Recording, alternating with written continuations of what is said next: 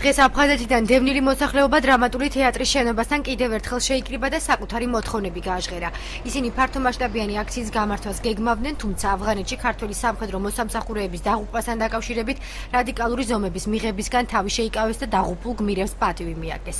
ჩვენი მესიჯი და მთავარი მოთხოვნა მოგეხსენებათ დაგვაკმაყოფილონ ბინით.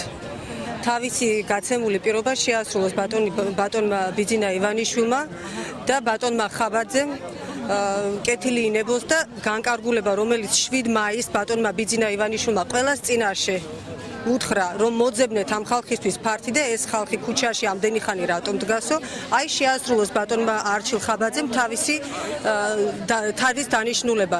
ჩემი მოთხოვნა ეს იქნება, რომ ჩვენ დაგვაკმაყოფილონ, რაც დაგვერდა ბატონ ბიძინა ივანიშვილი, ხელი ჩამოგვართო და აუცილებლად დაგეხმარებითო გვითხრა. აი ეს მოთხოვნა დაგვაკმაყოფილონ ბებო, ქუჩაში არ მოვგდეთ ისე.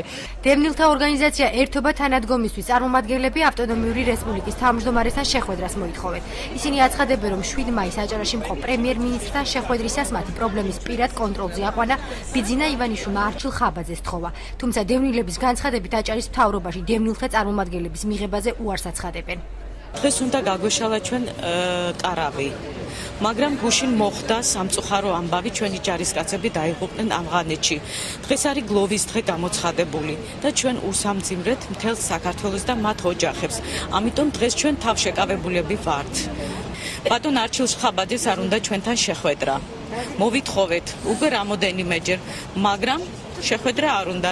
დევნილთა სამინისტრო საზოგადოებასთან და მასმედიასთან ურთიერთობის სამსახურის უფროსის განცხადებით შექმნილია სპეციალური ჯგუფი, რომელიც დევნილთა პრობლემების შესწავლის პროცესშია. აღნიშნულ საკითხთან დაკავშირებით დევნილთა სამინისტროში შეიქმნა სპეციალური ჯგუფი, რომლებიც 2 კვირის განმავლობაში იმყოფებოდნენ მივლინებით აჭარაში. ჯგუფმა დაახლოებით 2 კვირა იმუშავა, სპეციალურმა ჯგუფმა.